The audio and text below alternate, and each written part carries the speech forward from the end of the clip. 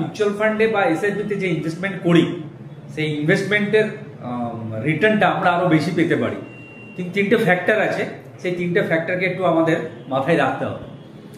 যেরকম হচ্ছে মিউচুয়াল ফান্ডে ইনভেস্টমেন্ট করছেন, ফার্স্ট ফ্যাক্টর হচ্ছে যে আপনি কত অ্যামাউন্ট ইনভেস্টমেন্ট করছেন মিউচুয়াল ফান্ডে বা এসআইপি, এটা হচ্ছে ফার্স্ট ফ্যাক্টর।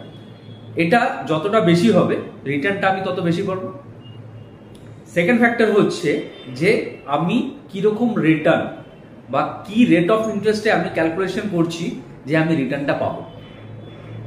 থার্ড হচ্ছে সময়, আমি কতটা সময় ইনভেস্টেড হয়ে থাকবো। এই তিনটে ফ্যাক্টর মিউচুয়াল ফান্ডের রিটার্নটা আমাদের অনেকটাই বাড়িয়ে দিতে পারে।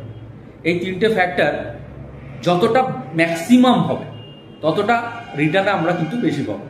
যেরকম বেশি বেশি টাকা ইনভেস্টমেন্ট করলে এবং যদি আমি বেশি রেট অফ ইন্টারেস্ট অ্যাজিউম করি, যেখানে 10 to 12 আমরা একটা এভারেজ ধরি, এবং সেখান থেকে যদি আমি দেখি 15% আমি রিটার্ন পাবো, যদি আমি আশা রাখি 15%, 20%, তাহলেও কিন্তু আমার রিটার্নটা বাড়বে। আর থার্ড হচ্ছে আমি কতটা সময় আমি ইনভেস্টেড হয়ে থাকবো মিউচুয়াল ফান্ডে। এই তিনটে ফ্যাক্টরের উপরে যদি ম্যাক্সিমাম আমরা দিই তাহলে কিন্তু রিটার্নটা অনেক বেশি। কিন্তু আমি ম্যাক্সিমাম টাকা ইনভেস্টমেন্ট করতে পারবো, সেখানে কিছু লিমিটেশন আছে। প্লাস রিটার্ন কতটা পার্সেন্টেজে আমি পাবো সেটা আমার জানা নেই, ঠিক আছে, এখানেও কিছু লিমিটেশন আছে। থার্ড হচ্ছে যে সময়, কতটা সময় ইনভেস্টেড আমি হয়ে থাকবো, এখানে কিন্তু কোনো লিমিটেশন নেই।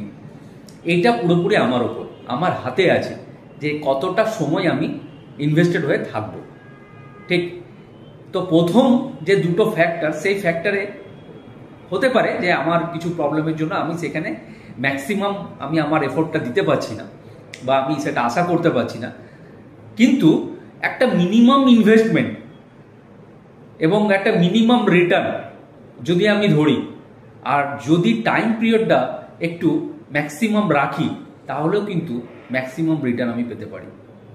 আমাদের মেন লক্ষ্যই হওয়া উচিত অ্যামাউন্ট যাই হোক না কেন, যদি আমরা একটু লং টার্মে থাকি তাহলে কিন্তু রিটার্ন আমাদের বেশি আসবে মিউচুয়াল ফান্ডে। এটা সব জায়গায় প্রমাণিত যে রিটার্ন বেশি পেতে হলে মিউচুয়াল ফান্ডে একটু লং টার্মে আপনাকে যেতে হবে।